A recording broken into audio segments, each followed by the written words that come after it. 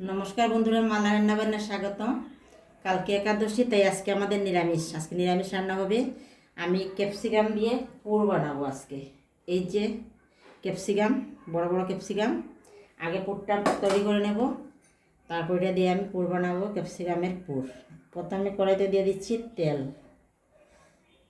তেল দিলাম, মধ্যে দিয়ে দেবো অল্প নুন, দিয়ে দেবো অল্প চিনি, দিয়ে দেবো এখন আদা কুচানো, দিয়ে দিচ্ছি আলুগুলো মিক্স করে নেবো ভালো করে, পুর তৈরি করবো এটা দিয়ে। দিলাম কাঁচা লঙ্কা,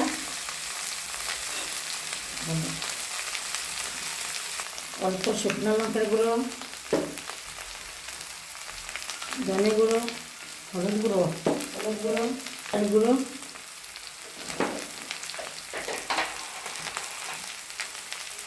ধনে গুঁড়ো দিয়ে দিলাম। এটা দিয়ে করবো লাস্টে অল্প সরষা বাটা করবো, অল্প ভাজা মশলার গুঁড়ো দেবো, সুন্দর একটা গন্ধ হবে। এই যে দিয়ে দিলাম সর্ষে, অল্প পোস্ত বাটাও দিয়ে দিলাম, দিয়ে নেড়ে নেব। এই যে বন্ধুরা, মশলাটা তৈরি হয়ে গেছে, পুরটা তৈরি করেছি। ঠান্ডা হলে পরে ঢুকাবো। ওখানে আরেকটা রেসিপি বসাবো। প্রথমে দিয়ে দিচ্ছি সর্ষার তেল, আস্ত শুকনো লঙ্কা,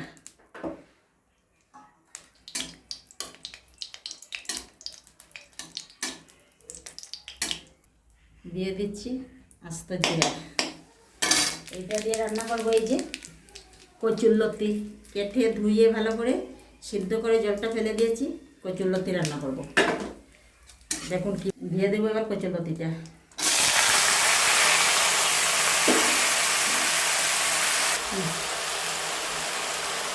দিয়ে দেবো অল্প শুকনো লঙ্কার গুঁড়ো,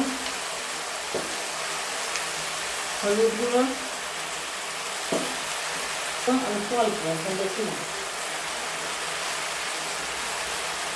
জিরে গুঁড়ো,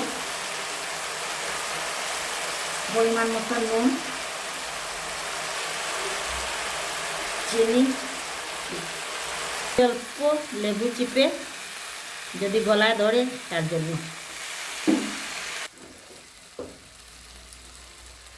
এই যে দেখুন পুরটা ভরে নিচ্ছি, গরম হাতে গরম লাগছে, এরকম করে সবগুলো ভরে নেব।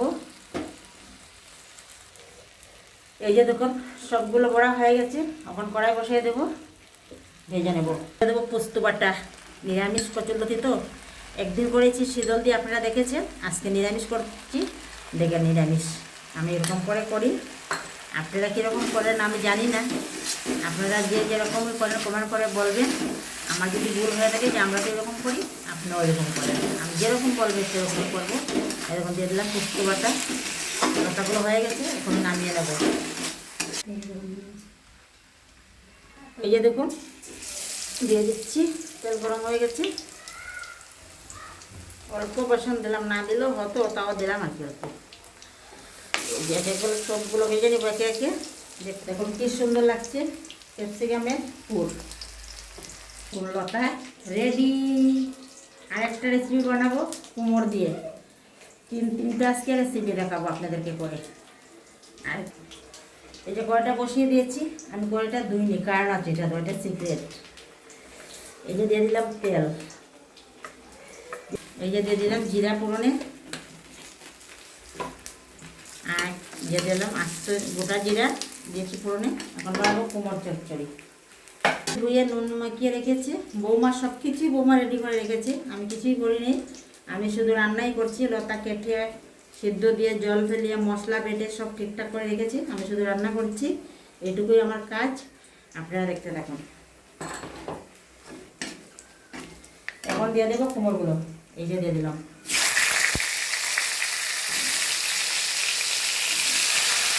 দিয়ে দিলাম নুন, নুনটা খুব বুঝে দিতে হবে কুমড়ে। এই যে দিয়ে দিলাম অল্প শুকনো লঙ্কা গুঁড়ো, আর দেবো হলুদ গুঁড়ো। এটার মধ্যে আর দিয়ে দিলাম চিনি, দিয়ে দিলাম চালমগজ বাটা, দিয়ে দেবো সর্ষে বাটা,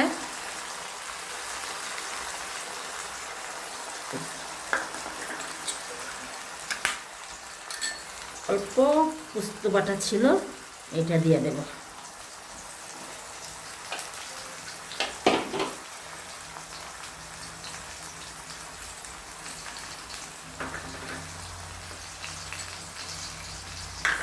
এই যে বাটি যা লেগেছিল 3টে বাটিতে সবগুলো ধুয়ে দিয়ে দিলাম।